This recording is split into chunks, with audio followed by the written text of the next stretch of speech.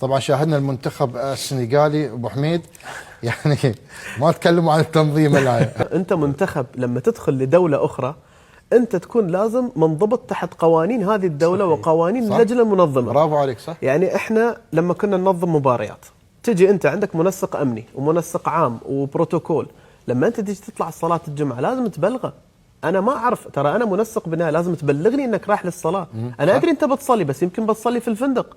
قول لي انا بروح للمسجد الفلاني. اللي سووه السنغاليين لما كانوا في المغرب بعثوا بخبر رسمي الى جماهيرهم ان احنا راح نطلع صلاه الجمعه بالوقت الفلاني في المسجد الفلاني.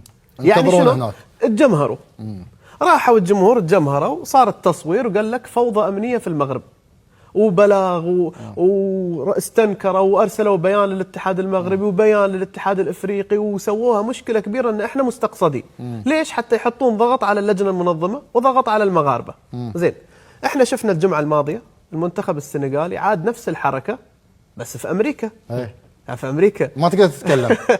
تقدر تقول انعدام امن؟ لا ما تقدر تقول ان هناك في مشكله في التنظيم، مشكله.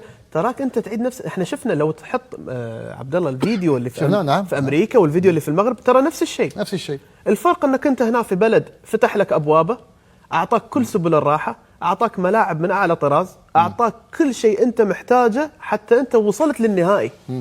انت تراك ما وصلت للنهائي. ترى المغرب اذا يريد فعلا يطلعك من المسابقه يطلعك، بس هم لعبوا لعب نظيف داخل الملعب وخارج الملعب. بس انت جيت لامريكا سويت نفس الحركه، تجمهروا عليك. وين البيانات؟ وين الاستنكار؟ ما في. وين انعدام الامن؟ وين؟ ما في شيء. ما في. لا. لازم تقول ترى ما